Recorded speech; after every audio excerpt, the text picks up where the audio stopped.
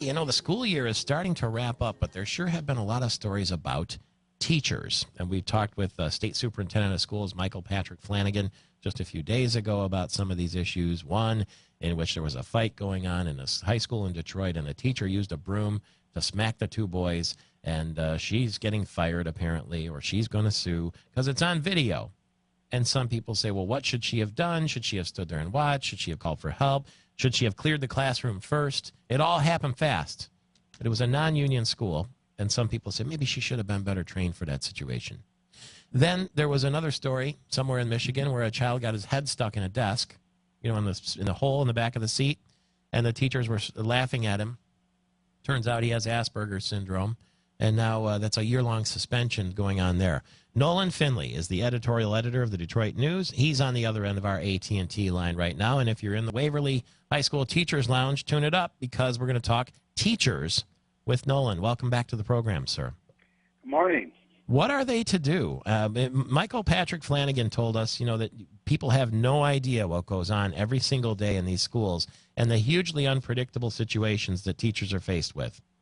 And that's right. You shouldn't expect a predictable response in an unpredictable situation. I mean, if the violence breaks out in your classroom, particularly at the level that was displayed on this video, you have a responsibility to protect both the combatants involved, but most importantly, the rest of your classroom and yourself. And I think it's only natural to do what this woman was shown doing on the video.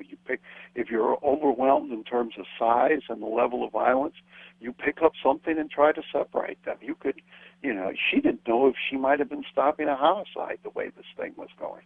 Well, that's the question. Some people say clear the room first, call for help, because if you get involved, you might end up getting hurt yourself as a teacher. She's a little woman, 30 years old or whatever it is. But having said that, what if the one student is beating the other so badly that, he could end up killing him?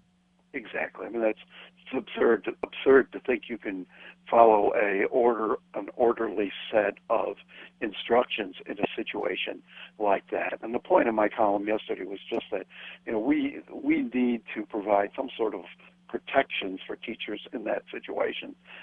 They should be able to respond in the way that the situation calls for without being second-guessed later, losing their job, being suspended, what have you.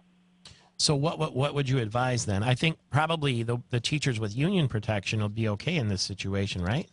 Not necessarily. No? I mean, not necessarily at all. I mean, they may have a better chance of reclaiming their job at some later point, but I don't know that they'd be in better shape in terms of the initial firing or what have you. Excuse me. I think Michigan needs a sort of stand your ground law for teachers that in a situation like this, they can restore order to their classroom, protect their students, protect themselves by any available means. Mm-hmm. Including it being physical if they have to. Absolutely. I mean, put yourself in the position that woman was in. You don't know what you would do. I guess that's a slippery slope because you and I are old enough to remember when teachers used to use rulers and give you a smack on the hand or a smack on the backside if you were misbehaving. Well, rulers, paddles, what have you. I don't know that it served us poorly. Do you, Michael Patrick? No, I mean, we're doing all right, right? Probably helped. It certainly helped me. Yeah, I just say that sometimes desperate times call for desperate measures. But the other thing that I thought about is, it wasn't that long ago we were talking about whether teachers should have guns in the classroom. Yeah, and I don't know that that's the same discussion as this one. You certainly don't want them shooting kids, but they should have some sort of capability of restoring order to their classroom.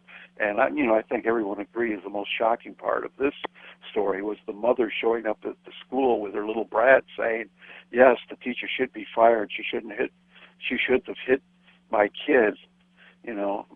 My point with her was she should have been ashamed to show her face around that school. Yeah.